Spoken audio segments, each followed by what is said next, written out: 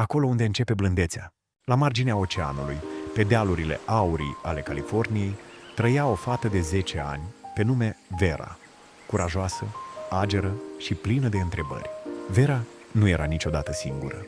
Alături îi erau Artemon, paznicul de nădejde al curții, Julian, calul sur cu suflet de indian, și Chitu, pisica misterioasă ce se spunea că venise din Peru.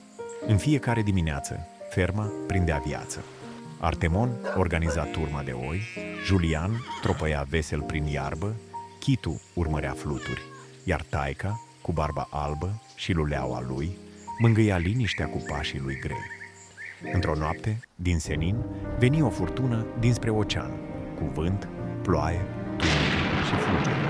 Atmosfera era încărcată de electricitate, iar fulgerele brăzdau cerul la câteva secunde. Vera era în casă, ghemuită lângă Artemon, care o păzea, și lui îi se zbârlea coada de frică atunci când tuna, dar nu lăsa să se vadă.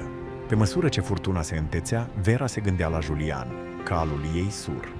Era îngrijorată, așa că își luă pelerina de ploaie și cu Artemon, mergând primul în rând, prefăcându-se curajos, o luă spre grajduri. Afară, furtuna se dezlănțuia în voie. Vântul urla mai abitir decât o haită de lupi, picăturile de ploaie se loveau una de alta bucuroase. Acum se puteau îmbrățișa. Când mai aveau puțin până la Julian, un fulger lovi apa din fântână. Un nor plin de steluțe strălucitoare se împrăștie în jur și o cuprinse pe Vera. Simți imediat o amețeală plăcută și văzu multe culori vii, dar gândul îi era la Julian, așa că nu dădu multă atenție norului de steluțe strălucitoare.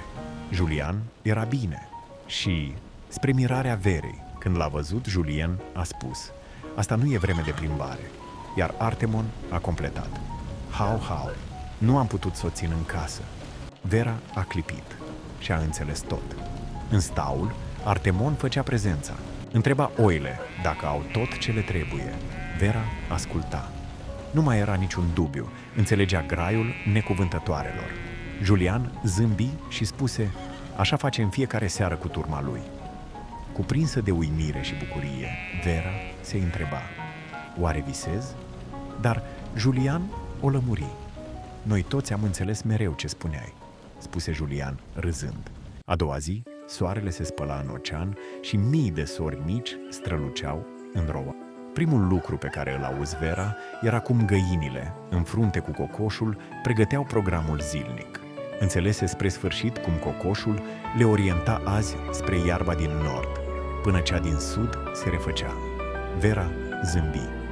Dintr-o dată avea zeci de noi prieteni cu care putea vorbi. În curte era veselie. Vera alerga cu o oaie cochetă. Julian tropăia jucăuș, Artemon și Chitu alergau după un fluture. Ziua tunsului a venit. Toate oile erau gata, mai puțin Genoveva. Frumoasă, elegantă, cu o floare în lână, a spus ferm: Nu vreau să fiu trasă de lână în public." Vera a zâmbit.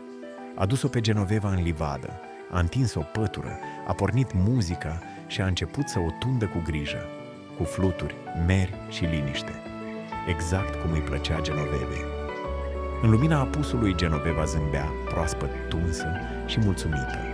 Vera o privea, iar Julian șoptea din spate: "A respecta nu înseamnă să forțezi, ci să asculți și să întrebi."